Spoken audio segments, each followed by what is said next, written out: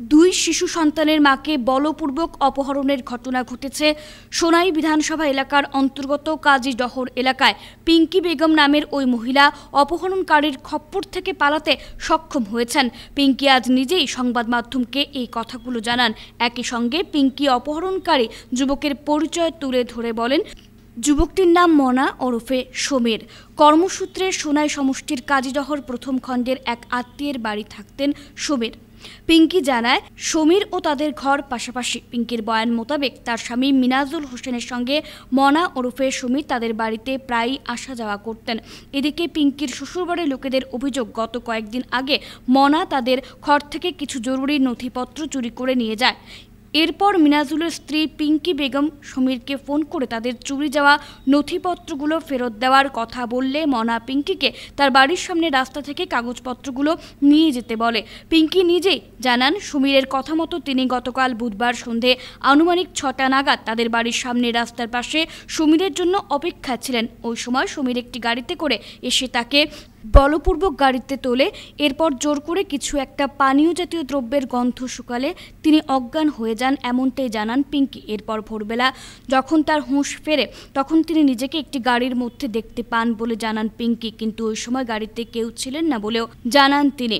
এই সুযোগে তিনি গাড়ি থেকে নেমে পালিয়ে বাঁচতে সক্ষম হন এবং একা একাই কাজীডহর স্থিত স্বামীর বাড়ি পৌঁছানোর কথা বলে জানান পিঙ্কি। ঘটনায় 4-5 দিন আগে ওলা তাই নাই আইন যাইন আমরা করো 4-5 দিন আগে ডকুমেন্ট আসলো, আমার স্বামীর ডকুমেন্ট কতখান আসলো, জরুরি ডকুমেন্ট। নাম মনা হইলাপুরর। ও আমার বড় ভাবি, আমার বড় জালে হজনের ভাই। তাই তোমার তান বাড়ির দ্বারা মানে ফাঁকানি তাই তানো বনি ভাই তাই। আচ্ছা, তানো বনির গরো আইলে তো আমরা গরো আইন আমরা গরো আইসন 4-5 দিন আগে ওলা তাই আমরা ডকুমেন্ট, আমার স্বামীর ডকুমেন্ট জরুরি কতখান আউরি গেছে। আমার সন্দেহ হয়েছে তানোর উপরে, হইতে তাই আমরা রুমও হামাইছন, আমার রুমও হামাইয়া তাই বাড়িয়ে গেছেন গিয়া। পরে আমি তানে ফোন করে জিগাইছি বলে আমার ডকুমেন্ট তুমি নিছো নি? তাই কইছে আমি নিছি। আমি কইছি আমার ডকুমেন্টও দিলাম, আমার টিয়া কইছেন তোমার ঘরের সামনে তুমি বারো। আমি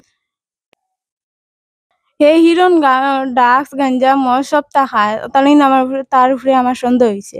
আমি তারে ফোন করে জিগাইছি, জিগানির পরেও হে আমার কইছে আমি নিছি। আমি কইছি আমার ডকুমেন্টও দিলাম, আমার কইছে আমি তোমার ঘরের সামনে আও আমি তোমার দিয়া। আমি আমার ঘরের সামনে বাড়িয়েছি, আমরা অন্য দোকানে একটা আছে, দোকানে যাওয়ার পরে আমার কইছে তুমি তোরা আও গাও। আমি গেছি, যাওয়ার পরে জবরদস্তি করি আমার গাড়ি তুলে দিছে।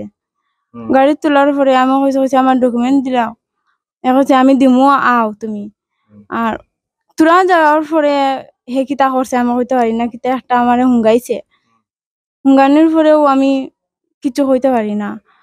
আধা রাত পরে আমি উঠি দেখি গাড়ির মাঝে খেয়েও নাই। পরে আমি দৌড়াই বাঁকা জায়গায় আইছি, আমরা সোনাইর গাড়ি এখানে উঠিছি।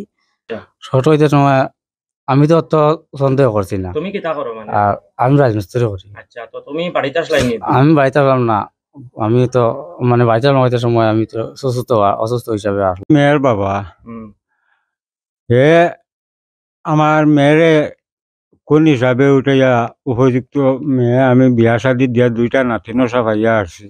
হ্যাঁ, হে তারা সে অধিকার দিল হে উঠাইয়া আমার মেয়েরে লইয়া যাইবার। হ্যাঁ,